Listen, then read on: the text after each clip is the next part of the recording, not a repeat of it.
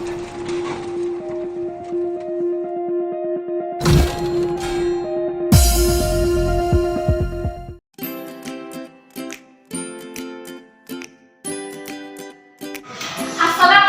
warahmatullahi wabarakatuh.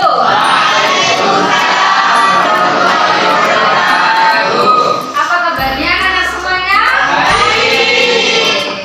Alhamdulillah senang sekali Bu Puji hari ini bisa berjumpa dengan kelas 9A dalam keadaan sehat ya. Anak-anak ketemu lagi dalam bimbingan konseling. Kali ini topik kita menarik banget ya. Penasaran topik kita hari ini? Topik kita hari ini Bu Puji di BK mau ngomong nih masalah ini pernikahan. Coba dibaca anak.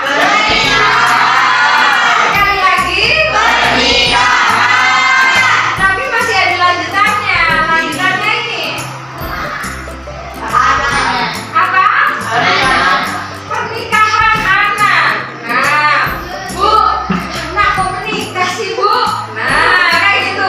Masalah anak-anak menikah itulah yang kita bahas pada nanti tujuannya anak-anak tahu nih apa yang dimaksud pernikahan anak. Kemudian anak-anak tahu kapan sih usia anak boleh nikah itu, ya. Dan untuk menikah dalam usia anak dampaknya akibatnya apa? Dan nanti anak-anak punya komitmen bersama untuk bisa bersepakat nikah itu yang benar usia berapa dan disepakati secara bersama.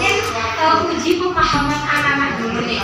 Sebetulnya anak-anak ini ngerti seberapa ngerti anak tentang masalah pernikahan anak. Boleh dibuka kertasnya, ya. Dibuka kertasnya, di kertas sebaran aja, satu lembar aja ya dibuka.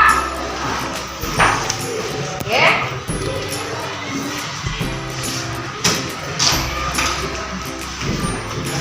Anak-anak, sebelum materi ini saya sampaikan, tolong anak-anak jawab dengan jujur ya. Jawab dengan jujur di kertas, kasih nama, kelas sama nomor absen.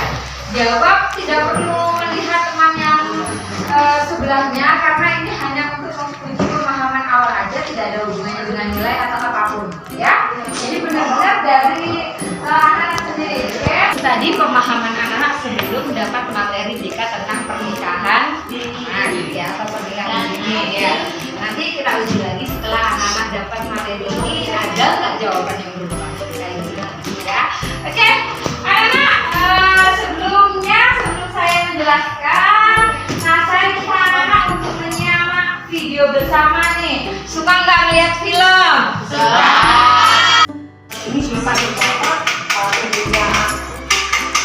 Kemudian usia ini adalah pengalaman dasar hak asasi anak. Kalau usia ini anak-anak akan sendiri kesehatan keberhasilan bersama kemampuan dan berbasis status dan finansial. Dari sisi kesehatan sendiri sebagai usia ini bisa berdampak sama anak-anak belum memiliki kesiapan organ tubuh untuk mengandung dan juga melahirkan. Jadi kalau misalnya kita lihat bahwa tidak hanya secara fisik tapi juga secara mental. Jadi mental ini bisa mendapat tingginya kasus atau angka perceraian. Baik anak-anak, di tayangan tadi nih kalian ngelihat informasi tadi seru nggak? Seru. Ada yang sepasang usia SJ ya, sama-sama lakinya 12 tahun, perempuannya 12 tahun.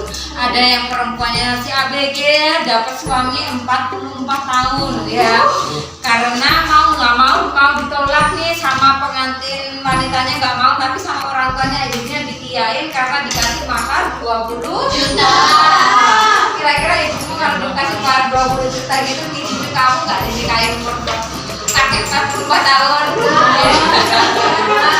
Oke, baik, itu adalah fenomena pernikahan dini anak-anak, di mana anak-anak ternyata faktor yang menyebabkan terjadinya pernikahan dini itu salah satunya adalah karena budaya dan karena juga faktor ekonomi. Kemiskinan itu terdorong, mungkin ya orang tuanya nggak bisa makan, susah untuk makan, kemudian ada nih orang kaya nih melamar anaknya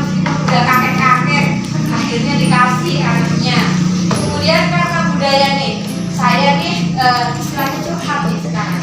Dulu di kakak-kakak sekalian, ujian nih kurang 3 bulan. Ini kisah nyata nih di SMP Belomaya. Kurang 3 bulan nih nggak mau ikut ujian, pamit mengundurkan diri. Jadi materi ini saya akan ke anak-anak agar tidak terjadi hal serupa. Nah, agar anak-anak ini di sini paham. Mengerikan sekali fenomena pernikahan dini di zaman sekarang. Ini bukan zaman dulu. Kalau zaman ibu bapak anak-anak ya menikah umur 14 tahun itu wajar ya masih ya, gak ada aturan ya. Sekarang fenomena zaman lain, keadaan lain, kita tidak bisa berpijak dengan zaman yang dulu. Kapan seseorang itu diizinkan sama pemerintah nih? Di Indonesia ada undang-undang yang menjelaskan tentang kapan warga negara Indonesianya boleh nikah. Ternyata batas minimal usia itu menurut Undang-Undang Nomor 16 Tahun 2019 di sini itu minimal usia 19 tahun. Nah, umur berapa Radit kamu Dit? 14 masuk. Umur 14 berarti udah boleh nikah belum? Kemudian yang jelas nih jadi korban anak terlantar. Anak-anak banyak yang terlantar. Bisa terlantar? Ya pasti tidak. Misalkan ada sebuah kasus pasangan muda menikah ya. Laki-laki nggak siap nyari nafkah atau dia pertamanya kerja seadanya terus kemudian dipecat. Si perempuan punya anak kecil, akhirnya anaknya ini ibunya bagaimana dia bisa cari makan untuk anaknya, beli susu. Akhirnya ibunya juga harus kerja putar otak supaya anaknya bisa makan. Ibunya lari deh keluar, anak dititipin. Dan nanti ke nenek kadang-kadang yang sering kita ke nenek kakek. Nah, budaya kita masih ada orang tua yang suka mengizinkan anaknya tunangan dulu. Saya masih punya siswa SMP yang sudah ditunangin sama orang tuanya. Alasannya kenapa? Bu, anak saya udah pacaran Bu. Saya takut Bu Nester. Apa ya? Modus ya. Modus sebagai orang tua, lihat anak saya udah pacaran kayak gitu, daripada saya dosa Bu dibakar di neraka. Udah Bu saya tunangkan aja biar halal. Nah, akhirnya bahkan dinikahkan siri. Ya, ini sebetulnya salah siapa? Orang tua. Nah, anak-anak dari situ pernikahan di bawah tangan atau yang dibiasakan nikah siri itu kan tidak diakui secara hukum, hanya sah di mata agama. Kalian tuh kan berpikir, kan gak apa-apa Bu, di mata Tuhan nikah saya udah boleh Bu, udah diizinin nih. Tapi di secara negara kalian masih gak boleh. Akhirnya apa? Karena udah dianggap nikah secara agama ini, perempuannya hamil nih, mau bikin akte kelahiran, mau bikin akte kelahiran. Pak, ini anak saya nih udah nikah Pak, saksinya dari aku. Dan saya mau bikin kartu keluarga. Ini anak saya mau ngurus akte kelahiran nih. Waktunya sekolah, TK-nya, guru TK-nya butuh akte kelahiran. Bisa? Nggak bisa. Nggak bisa. Karena anak-anaknya ini masih tidak kamu dianggap belum nikah. Maka pemerintah ngomong sebelum umur 19 tahun warga negaranya tidak diizinkan nikah. Kalau ada tetanggamu yang udah nikah sebelum usianya itu biasanya di bawah tangan nikahnya Mas ya. Hanya secara agama. Kenapa? Kalau tunangan itu kan bukan nikah, bukan ya. Iya, kadang-kadang tunangan di sini dianggap secara agama loh. Dinikahkan sudah secara agama. Kadang nikah siri.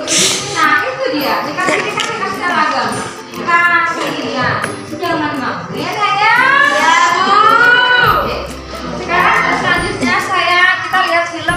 Mau apa mau?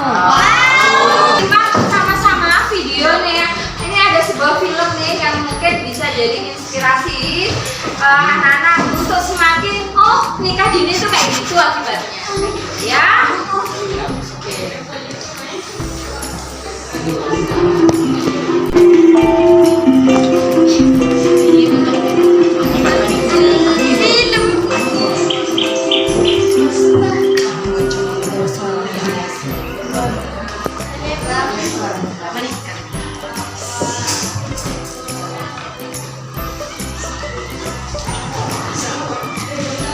Sinau to, Nduk.